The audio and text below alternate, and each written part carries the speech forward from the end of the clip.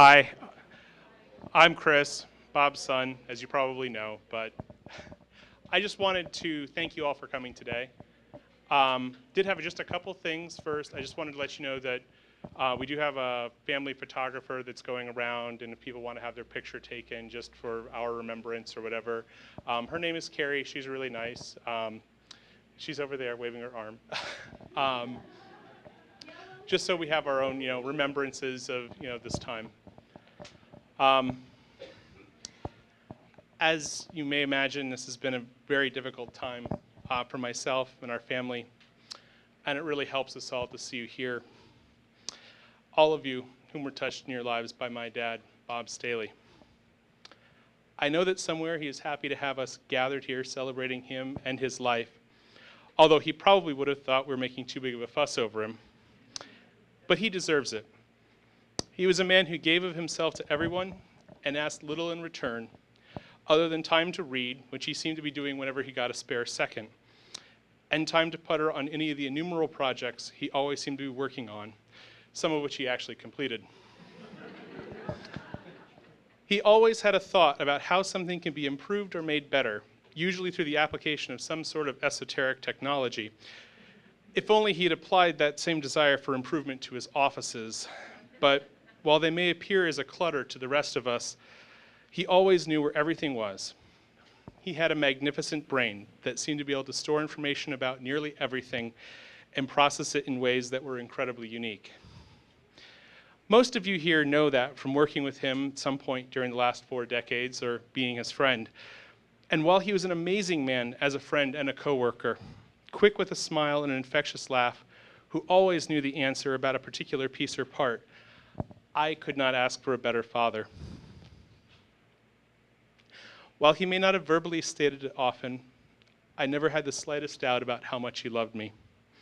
He said it in his actions every time he called me to go to lunch, which we did almost every Friday, or when he would send me an email about the latest cat toy or other gadget that he had found and thought I might enjoy.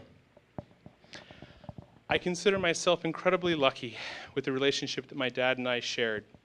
And while that I know he loved his grandchildren, I sincerely wish that he were still here for when my wife Shannon and I have our own kids. His absence in our lives will be felt during all the activities with my own children that my dad did with me growing up. I vividly remember him teaching me to ride a bicycle in the schoolyard across from our house, building model rockets and watching them fly so high, and going camping, which at times seemed to be an activity that he subjected himself to rather than enjoyed. I will always be grateful that for some reason, out of the blue, he decided on July 29th to call us up and have Shannon and me meet him, Mom and Judy, for dinner. He seemed less tired and less stressed than I've seen him in a while. His hair wasn't sticking up as it so often did. We had all talked about their planned trip to the West Coast, which he was looking forward to. It was perfect. And while I had no idea it would be my last goodbye to a man who has meant so very much to me, I gave him a hug and told him to drive safely since it had been raining. In my heart, it still is. I miss him so, so much. And it is not yet real to me that I will never see him again, sitting there in his Explorer, reading a book and waiting for me to meet him for lunch. Wherever you are, Dad, I hope you know how much you were loved by all of us. We know how much you loved us. You showed it in so many ways every single day. Thank you. I love you, Dad, and I will never stop missing you.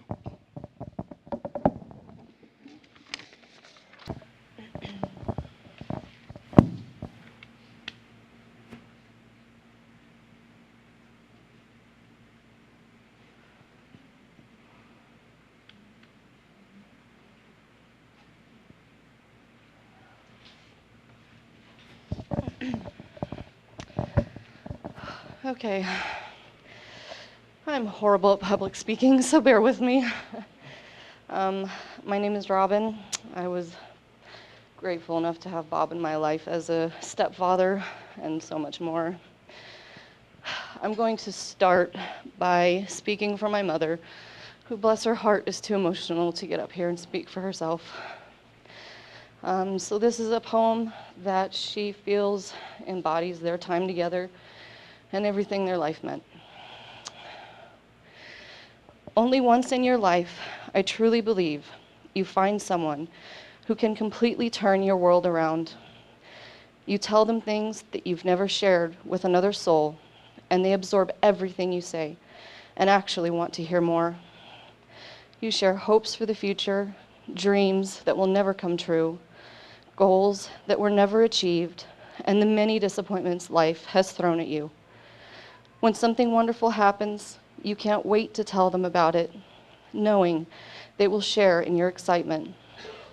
They are not embarrassed to cry with you when you are hurting or laugh with you when you make a fool of yourself.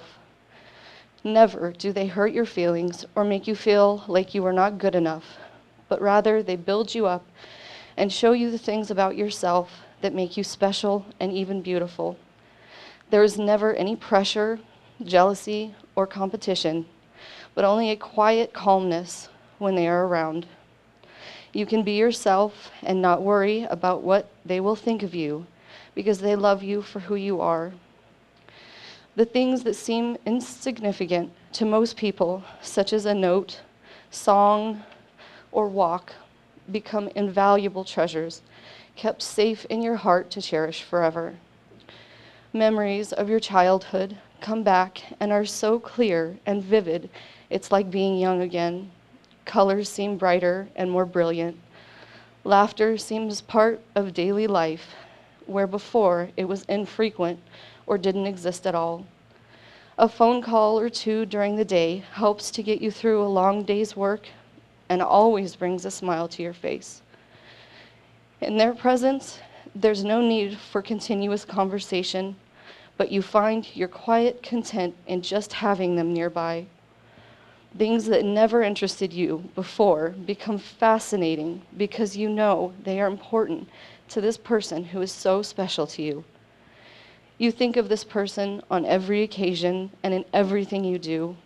Simple things bring them to mind, like a pale blue sky, gentle wind, or even a storm cloud on the horizon. You open your heart, knowing there's a chance it may be broken one day. And in opening your heart, you experience a love and joy that you never dreamed possible. You find that being vulnerable is the only way to allow your heart to feel true pleasure that's so real it scares you. You find strength in knowing you have a true friend and possibly a soulmate who will remain loyal to the end. Life seems completely different, exciting, and worthwhile. Your only hope and security is in knowing that they are a part of your life. So that's the way my mom feels, and I think that me being her daughter and knowing her so well, it explains exactly the way that her and Bob were together. I tried to write something but really couldn't come up with words to explain what Bob meant to me. I was really very lucky to have him in my life. When he came into our life, my mom and I, we were not in a very good place. And he turned our life into a family full of love and joy and safety. And he gave me so much in the things that he did for my mother. He took care of her no matter what, always with a smile on his face, making some silly comments to her, even when they were doing the most horrible things.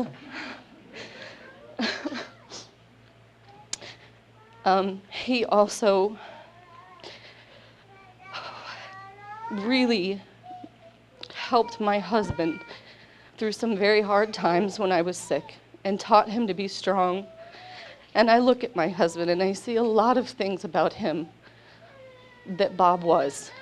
And that's what Bob was. Every single one of us is going to carry a piece of him inside of us forever. And that's how he's going to live on and always, always be in our hearts. And I think every day that I had him for as long as I did, which will never have been enough. So, okay.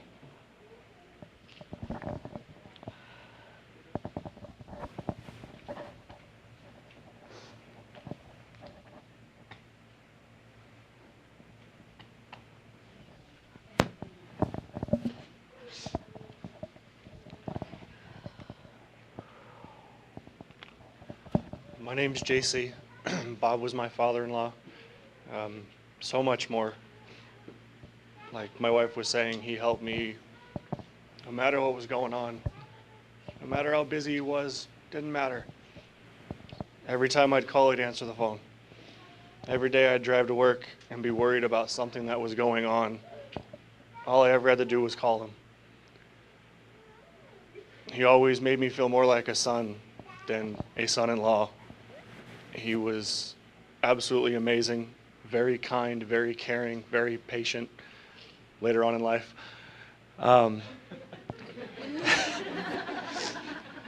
He taught me more about electronics, and his love for everything will always live on. He was one of the greatest men that I ever knew, and I thank God every day that I got a chance to have him be part of my life.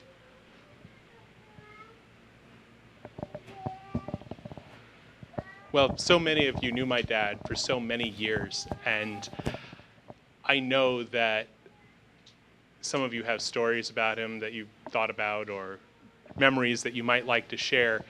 And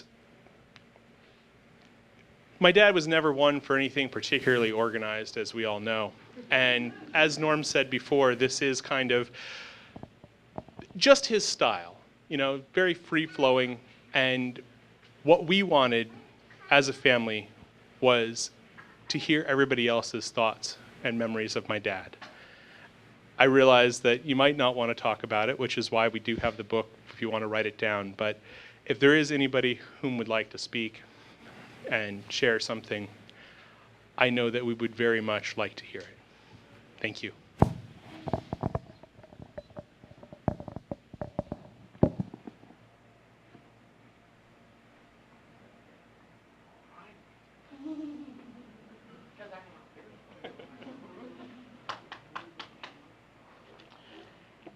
Well, my name's Laura, and Bob was my brother-in-law.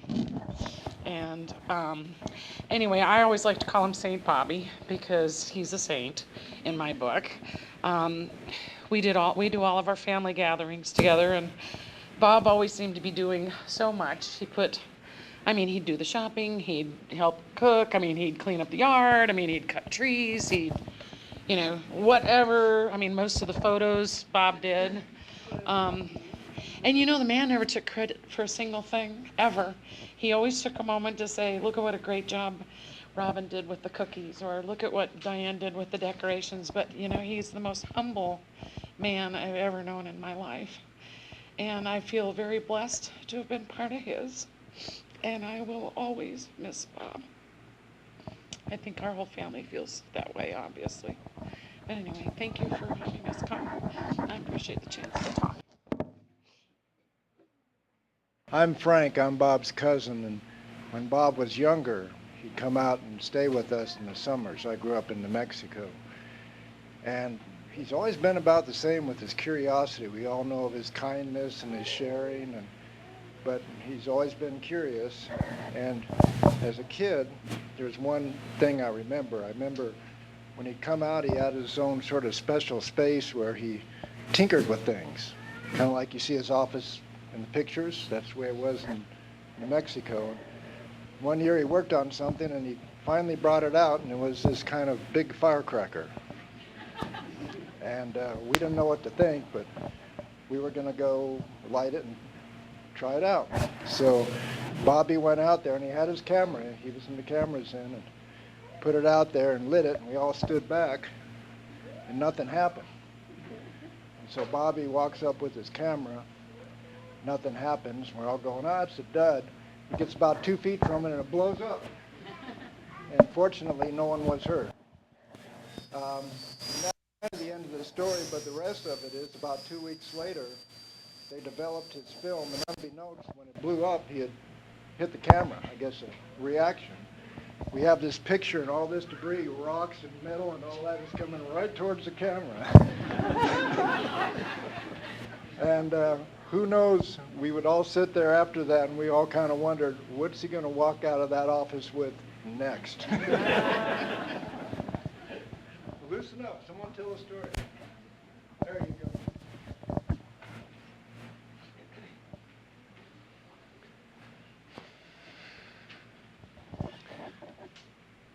Like Chris, I had to write something down because I don't trust myself. I'm Scott Urquhart. I'm the president of Zong now.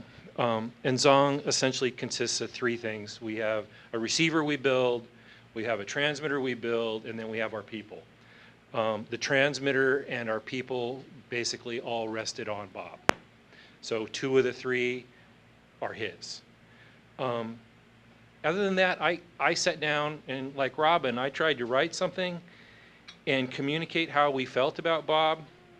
But I realized that our customers, I got emails back from them, were doing a better job of placing him in our world than I could ever do. So I'm going to read some of the emails that we've gotten from people around the world over the last 10 days. The first one is from one of our, lack of a better word, cohorts in South Africa. His name's Neville Brown. And he just says, thanks for letting us know. He was the nicest guy. The only one I remember who ever gave me his home phone telephone number and cell phone so that he could be contacted over the weekend when I had a problem when I was in Zambia. Unfortunately, Neville goes on to say, I do have an outstanding problem with one of our transmitters, but we'll just leave that alone. The second one is from Peter Elliott, who's from Australia, and he said, please pass on my condolences to Bob's family. I've known Bob for only a short time, 22 years, and first made contact with him from the outback in Australia when I was trying to repair a transmitter that had been caught in a flash flood. Because of the time difference, we had a nightly rendezvous across the phone lines at midnight, every night, over the period of a week. After that, Bob was always approachable for answering questions about various things, and he helped me a great deal over the years with technical advice. I am so sorry to hear about his passing. The next one, you may have seen the flowers in the front from our agents in China. There have been several pictures, and they're really hard for me to watch because I remember there's one of Bob standing next to what I called the laughing Buddha, and all I could say was there were two laughing Buddhas. And this is from Annie at Orange Lamp, and I guess, how do I say this? This woman doesn't speak English as a first language. The emails that I get from her, usually it takes me 2 or 3 passes to figure out what she's trying to say.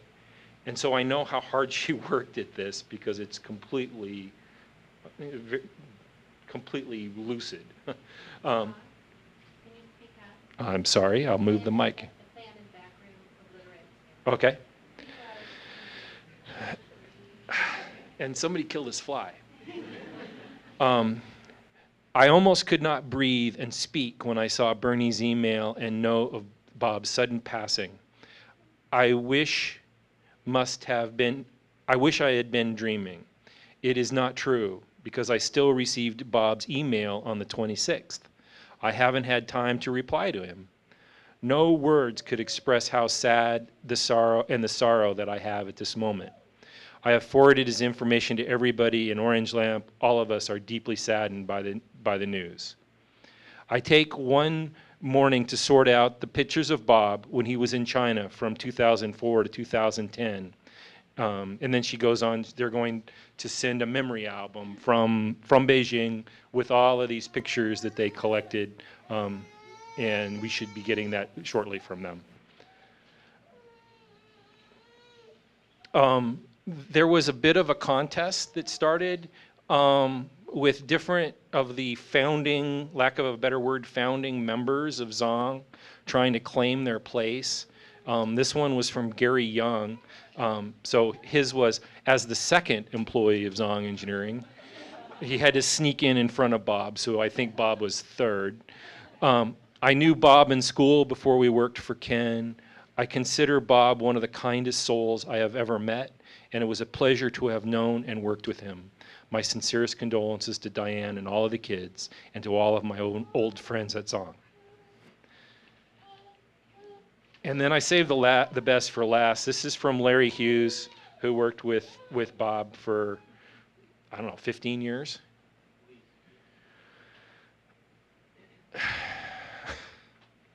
Thinking back on years of knowing Bob, his passing is difficult to comprehend, for he always had a presence about him.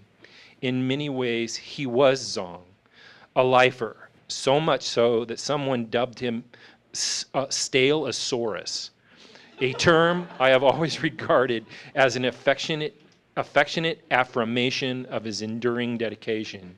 The same kind of affection his Chinese colleagues held when they returned to them, when he referred to them as their, quote, Santa Claus. In my time at Zong, from 1977 to 1989, Bob was always helpful and humane, even enduring my woeful ignorance of electronics, as he quickly scratched out the circuit design for a multifunction power control panel for a telescope I was constructing on his lunch hour. Whenever I'd return to Tucson, no visit to Zong was ever complete without a pilgrimage to his cubicle, crammed with worn catalogs and towering skyscrapers of electronics parts and bric-a-brac, all surrounding his iconic soldering iron. He had a unique genius in that cluttered domain for finding just the right item and knowing how to use it. I still think of that desk as a candidate for one of the 7 wonders of the science world. Yet it was Bob's humanity that remains with me. I was reminded of that last spring at Zong's 40th anniversary gala.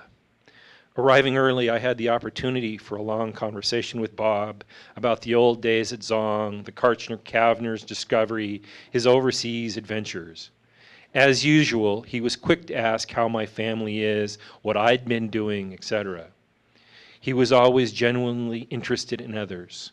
There was a surreal moment halfway through our conversation when I became distinctly aware of how much fun it was talking to him.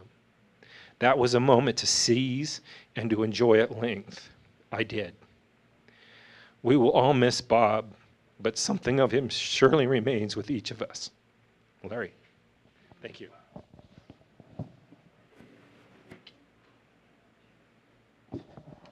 My name is Dan Lynch. I started graduate school in 1969 with Bob Staley and Ken Zong and Carlos Aiken and a bunch of other people. I did not come to the University of Arizona to become a geophysicist, and in fact I did not. But I always hung out in the geophysics laboratory because that's where Bob Staley hung out. That was the place to be, because that was the warmest, best room in the entire geology building. Bob could do anything. My wife Elaine was mentioning something. I used to fly with the reserves, and I came back and there was something broken, and she hadn't been able to put it back together again. And I said, well, what happens if we get activated and I wind up someplace for 6 or 8 months? And what will you do? And she said, I'll call Bob Staley. As if there wasn't anybody else. And now there isn't. Thank you.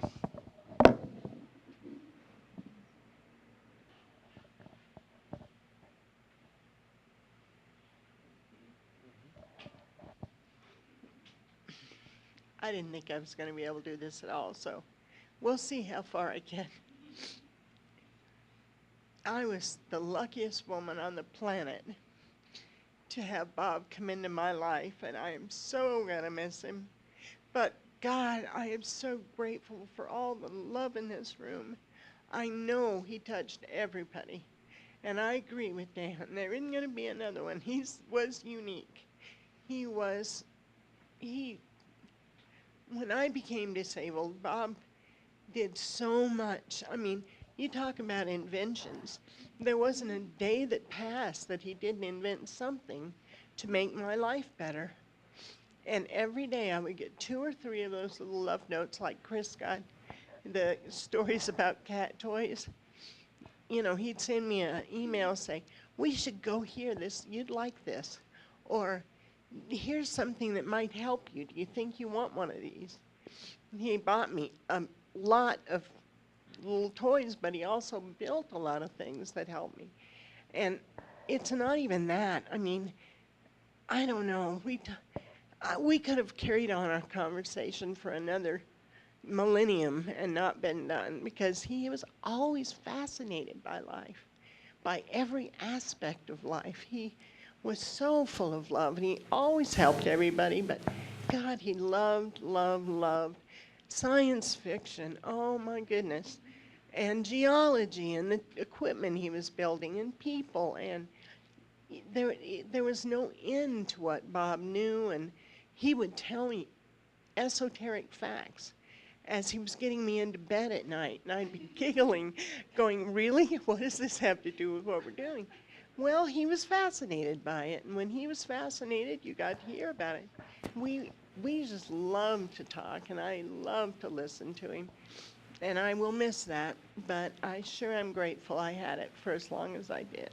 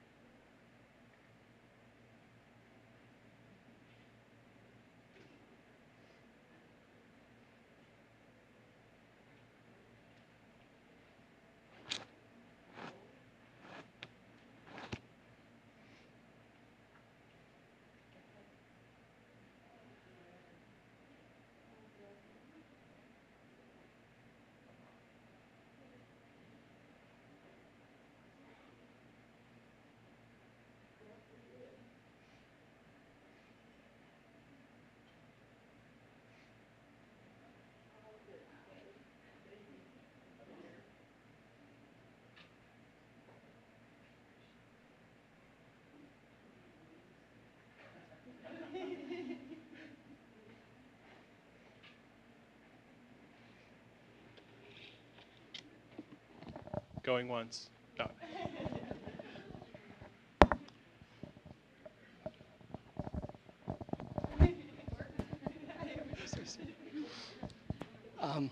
I'm a friend of Chris.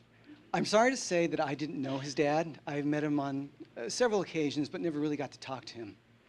I've known Chris since he was 16. He and Joanne have become a part of our family. They're such great people. And I want to say, Chris, knowing you, your dad was a great man. You're a testament to him. You're a great friend, and you're a gentleman. I'm sorry, Chris.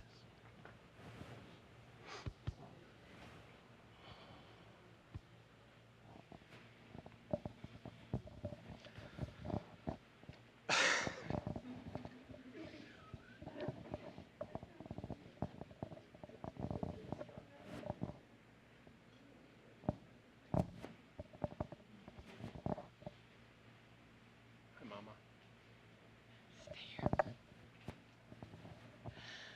Well, what everybody's been saying is certainly true. I can vouch for that as well. I'm Joanne Staley. I'm Chris's mom. And one of the finest things Bob ever did in his life was to present me with Chris. He's very like his dad when it comes to reaching out, caring about other people, smiling, being there for everybody. He exemplifies his dad and carries on part of his dad in him in those ways into the rest of the world and to all of you. I was very lucky to have him in my life, and Chris was too. Diane as well. I'm so glad that they had their time together. Too bad it couldn't be a lot longer for them.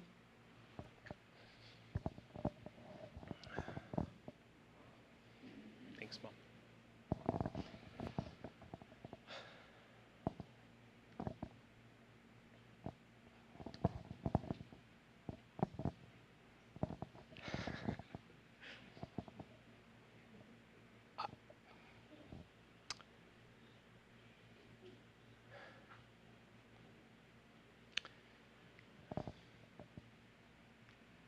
It really doesn't seem real. And I know I kind of said that before, but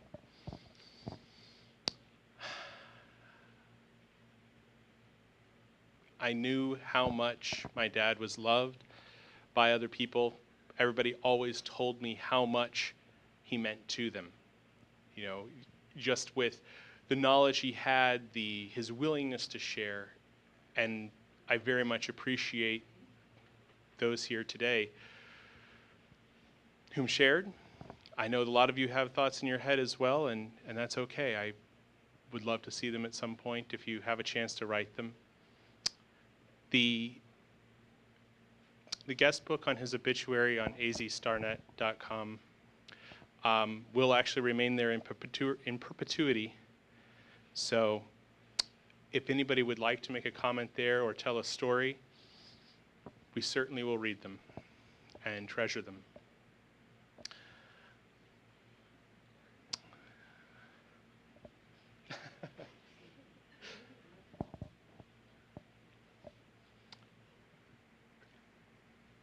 I think that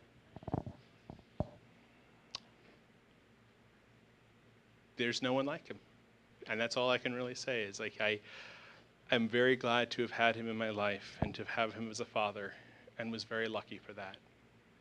And gonna miss him. Anyway, please feel free to still continue to talk and everything like that. We have no set schedule, as we said before, and so we'll be here until whenever.